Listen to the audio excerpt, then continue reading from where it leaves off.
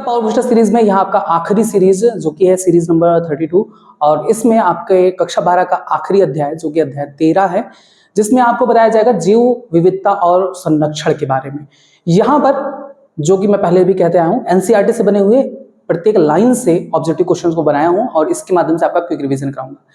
और इस वीडियो को देखने से पहले उम्मीद करता हूँ कि आपने कक्षा 12 के आखिरी अध्याय 13 जैव विविधता एवं संरक्षण अच्छी तरीके से पढ़ा है। तो चलिए देखते हैं कि इससे कौन कौन से इंपॉर्टेंट क्वेश्चन बन सकते हैं। पहला क्वेश्चन है कि जैव विविधता शब्द जैविक संगठन के प्रत्येक स्तर पर उपस्थित विविधता को दर्शाने के लिए प्रचलित किया। किसने प्रचलित किया? जैव विविधता शब्द का प्रचलित किसने किया था? एडवर्ड विल्सन द्वारा, ऑप्शन बी।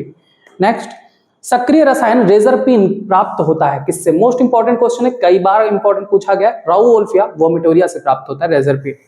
नेक्स्ट, पादपों और जंतुओं को विलोपन के कगार पर लाने के लिए निम्नलिखित में से कौन सा सबसे महत्वपूर्ण कारक है? मोस्ट इंपॉर्टेंट पॉइंट है, क्वेश्चन है, ये भी नीट में आपसे पूछा गया। आवासीय क्षति और विखंडन। निम्नलिखित में से कौन एक जैव विविधता के स्वास्थानीय संरक्षण की विधि नहीं है? हमें स्वास्थानीय संरक्षण की विधि नहीं है ढूंढना है।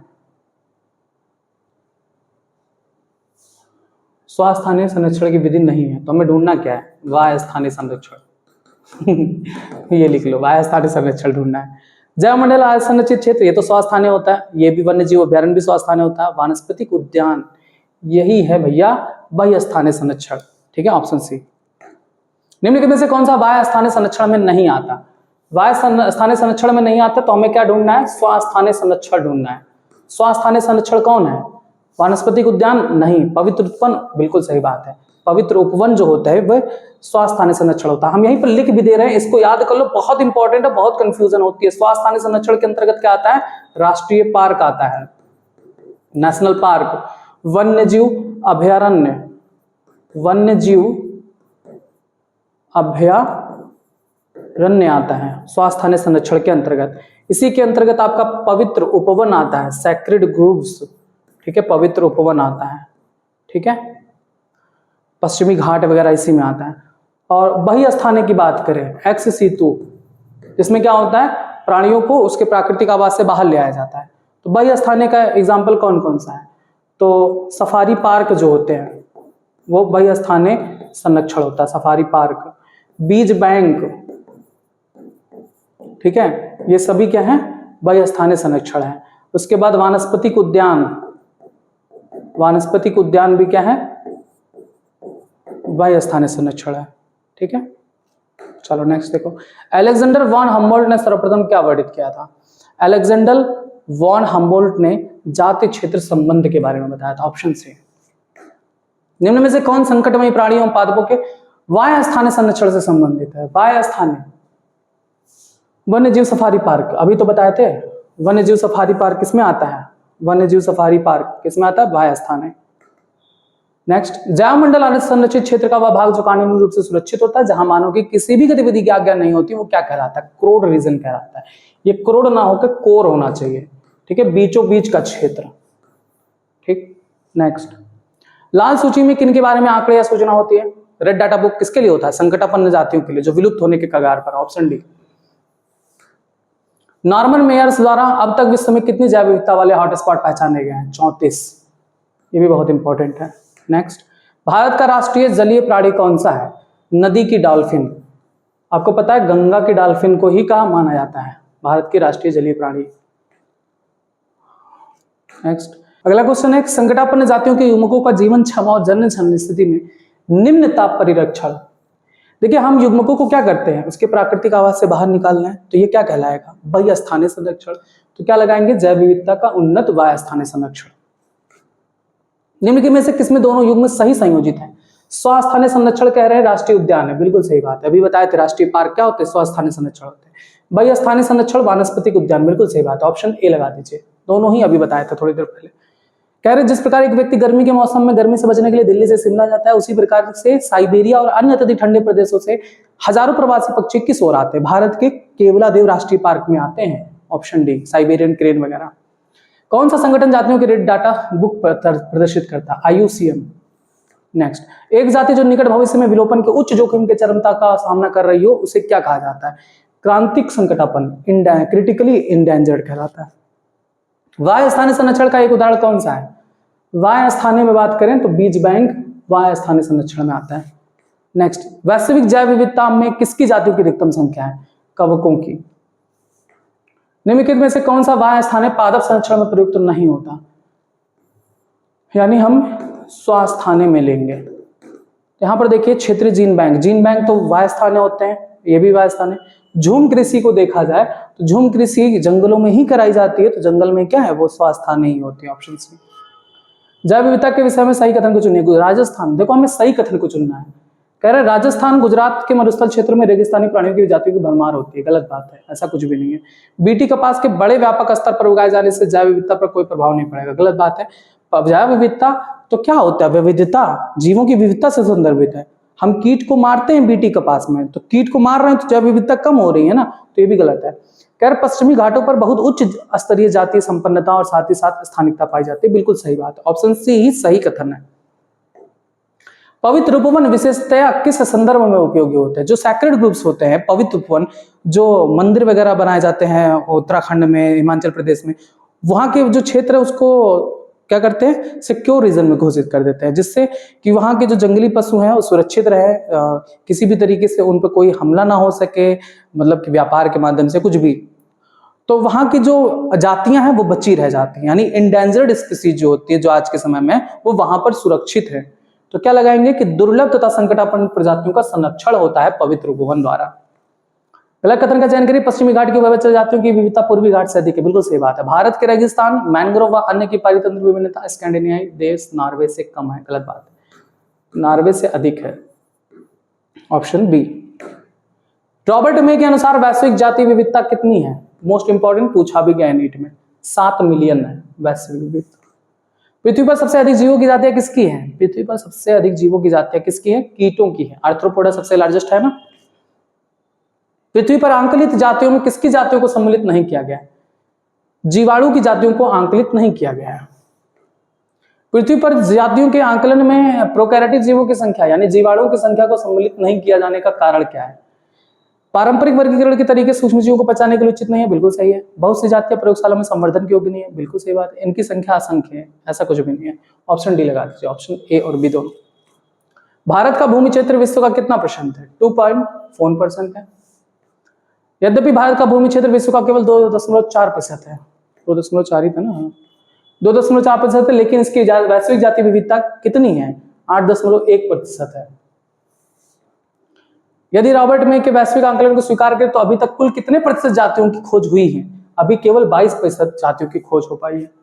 गलत कथन का चयन करिए। भूमध्य रेखा से ध्रुवों की ओर जाने पर जाति विविधता बढ़ती जाती है, जाति विविधता घटती है। सबसे ज्यादा कहां होती है? भूमध्य रेखा पर ही होती है। वर्षावन, अमेजन वर्षावन। ऑप्शन ए गलत है। इक्वाडोर के उष्णकटिबंधीय के वन क्षेत्र में संवहनी पादपों की जातियां यूएसए के मध्य पश्चिम में स्थित शीतोष्ण क्षेत्र के वनों से कितना अधिक है? 10 गुना अधिक है। ऑप्शन सी। नेक्स्ट, पृथ्वी पर जैव विविधता सबसे अधिक कहां पर है? अमेजन उष्णकटिबंधीय वर्षावन में। गलत कथन का चयन करिए। जाति उद्भवन आमतौर पर समय का कार्य है। सही बात है। शीतोष्ण पर्यावरण उष्णकटिबंधीय पर्यावरण से भिन्न तथा कम मौसमी परिवर्तन दर्शाता है। गलत बात है। कम मौसमी परिवर्तन उष्णकटिबंधीय वर्षावन दर्शाता है। ठीक है, ऑप्शन बी गलत है। नेक्स्ट, जाति समृद्धि और वर्गकों की व्यापक किस्मों के क्षेत्र के बीच में संबंध कैसा होता है? आयताकार, अतिपरवलय होता है। Rectangular, hyperbola. लघुगणक पैमाने पर जातीय क्षेत्र संबंध एक सीधी रेखा को दर्शाता है जो कि समीकरण log s बराबर log c + z log a द्वारा प्रदर्शित होता है, जहां z किसे निरूपित करता है? z निरूपित करता है रेखीय ढाल, रिग्रेशन कोएफिशिएंट को। वर्ग की समूह या क्षेत्र कुछ भी हो, रेखा की ढलान का मान क्या होना चाहिए? 0.1 से 0.2 के बीच होता है। किसी बड़े समूह जैसे संपूर्ण महाद्वीप की जातीय क्षेत्र संबंध का विश्लेषण करें तब रेखा की ढलान क्या हो सकता है? तब ये हो सकता है 0.6 से 1.2 के बीच में। नेक्स्ट, विभिन्न महाद्वीपों के उष्णकटिबंधीय वनों के फलाहारी पक्षी तथा स्तनधारियों की रेखा की ढलान होती है कितना? इसका आंसर होगा 1.15। Option C. गलत कथन का चयन करिए। जिस समुदाय में अधिक जातियां होती हैं वह पारितंत्र कम जाति वाले समुदाय से अधिक स्थिर रहता है। नहीं, हाँ सही है। एक स्थिर समुदाय की उत्पादकता में साल दर साल अधिक अंतर होना जरूरी है? नहीं, अधिक अंतर होना जरूरी नहीं है। ऑप्शन बी ही गलत है। मानव द्वारा प्रशांत उष्णकटिबंधीय द्वीपों पर आवासीय बस्तियां स्थापित करने से वहां के मूल पक्षियों की 2000 से अधिक है। सही है। IUCN की लाल सूची सही है। ऑप्शन बी गलत है। उन भूखंडों ने जिन पर अधिक जातियां थी साल दर साल कुल जैव आहार में कम विभिन्नता दर्शाई। यह प्रयोग किसके द्वारा की विविधता में वृद्धि से उत्पादकता बढ़ती है? तो ये था आपका प्रयोग डेविड टिलमैन का प्रयोग था, ऑप्शन ए। नेक्स्ट, स्टैंडरफोर्ड के पारिस्थितिकविद जिन्होंने रिवेट पोपर परिकल्पना प्रस्तुत की थी, पॉल एरिक लिखते हैं। IUCN की लाल सूची के साक्ष्यों के अनुसार पिछले 500 वर्षों में लुप्त हुई जातियां कौन सी हैं? 338 कशेरुकी, 87 आकशेरुकी, 359 पादप। गलत बात है। पादप की 87 प्रजातियां थी। ऑप्शन बी गलत, सही है। गलत कथन का चयन करिए, जाति वर्गों का विलोपन यादृच्छिक नहीं है। बिल्कुल सही है। लगभग 3 करोड़ वर्ष पहले जब से पृथ्वी पर जीवन की उत्पत्ति हुई, विविध रूप में 5 बार विलोपन हो चुका है। सही है। आज जातियों की विलोपन दर मानव के अस्तित्व से पूर्व होने वाले विलोपन की 50 से 1000 गुना अधिक है। सही है। जैव विविधता की क्षति के कारण जातीय विलोपन की बढ़ती हुई दर जिसका विश्व सामना कर रहा है वह मुख्य रूप से प्राकृतिक आपदा है। गलत बात है, मानव जनित है। Option D. किसी क्षेत्र की जैव विविधता की हानि होने से क्या होती है? उत्पादकता घटती है। सही है। पर्यावरणीय समस्याएं, सूखा, कमी आती है। सही है। कुछ पारितंत्र की प्रक्रियाओं जैसे उत्पादकता, जल उपयोग, पीड़क और रोग चक्रों की परिवर्तनशीलता बढ़ जाती है। बिल्कुल सही बात, उपरोक्त सभी लगा दीजिए। पृथ्वी का फेफड़ा किसे कहा जाता है? अमेज़न वर्षावन को। मानव द्वारा अतिदोहन से पिछले 5 वर्षों में बहुत सी जातियां विलुप्त हुई, जिसमें से निम्न शामिल है। तीनों के तीनों नहीं है, प्लेटिपस नहीं है, केवल पहला और दूसरा। ऑप्शन डी लगा दीजिए। पूर्वी अफ्रीका की विक्टोरिया झील में बेजोड़ सिचलिड मछलियों की 200 से अधिक जातियों की विलुप्ति का कारण कौन सी विदेशी जातीय था? बताइए। Nile perch Kalana. Option D. आक्रामक खरपतवार जातियों का उदाहरण? वाटर हायसिंथ, लैंटाना, गाजर घास, सभी है। नेक्स्ट है, जैव विविधता का संरक्षण मानव को प्रकृति से प्रत्यक्ष रूप से अनगिनत लाभ के रूप में किस श्रेणी में रखा गया है? मानव को प्रकृति रूप से, व्यापक रूप से स्वार्थ उपयोगी। Option B. कह रहे गलत कथन का चयन करिए। एक बाघ को सुरक्षित रखने के लिए सारे जंगल को सुरक्षित रखना होता है। सही है। जब कभी किसी जीव को विलोपन के संकट से बचाने के लिए त्वरित सहायता की आवश्यकता होती है, तब इस स्थिति को हम वाह्य स्थानीय संरक्षण कहते हैं। सही है। मेघालय के पवित्र उपवन बहुत सी दुर्लभ व संकटोत्पन्न की अंतिम श्रेणस्थली है। सही है। जैव विविधता के लिए राजनीतिक सीमा 1992 में तय की गई। गलत है। नेक्स्ट, जैव विविधता हॉटस्पॉट वे क्षेत्र है जहां पर उच्च स्थानिकता होती है, जातीय समृद्धि बहुत अधिक होती है, जैव विविधता कम होती है। गलत बात है। ठीक है, ये गलत है, बाकी दोनों सही है। उपरोक्त डी लगा दीजिए। भारत में जीवमंडल आरक्षित क्षेत्रों की संख्या कितनी है? जीवमंडल आरक्षित क्षेत्रों की संख्या कितनी है? 14। नेक्स्ट, भारत के पवित्र उपवन है। मेघालय की खासी जंतिया पहाड़ियां, राजस्थान की अरावली। बिल्कुल सही। उपरोक्त सभी लगा दीजिए, तीनों के तीनों है। मध्य प्रदेश की सरगुजा चंदा अवस्था किस क्षेत्र किस लिए जाने जाते हैं? पवित्र उपवन के लिए। Option C. नेक्स्ट, संकटग्रस्त जातियों के युग्मकों को जीवित व जननक्षम स्थिति में रखने की तकनीक कौन सी है? निम्न ताप पर्यवेक्षण, जिसे क्या कहते हैं? Cryo preservation.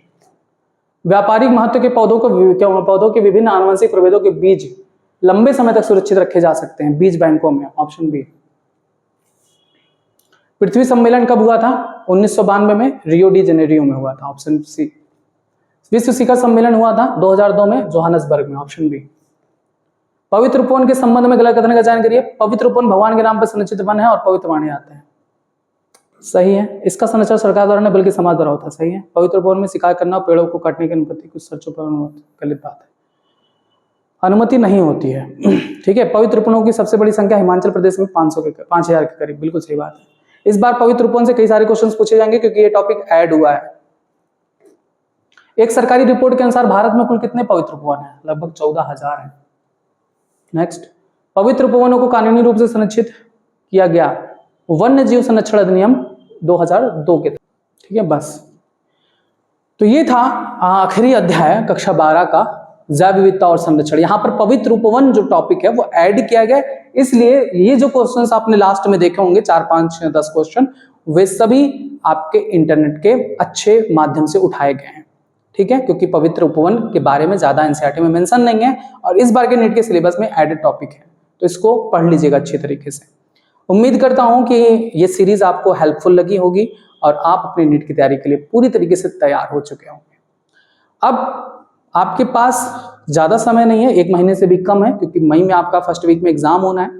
तो आप रिवीजन जितना ज्यादा से ज्यादा हो सके उतना ज्यादा करिए, क्वेश्चंस की प्रैक्टिस अब ज्यादा करिए, अब टॉपिक को देखना बंद करिए, रिवीजन करिए क्वेश्चंस के माध्यम से, ठीक है। तो उम्मीद करता हूं कि आप तैयार हो चुके हैं अपनी नीट की परीक्षा के लिए, अच्छे तरीके से दीजिएगा, पूरी तरीके से मोटिवेट रहिएगा, ठीक है। धन्यवाद।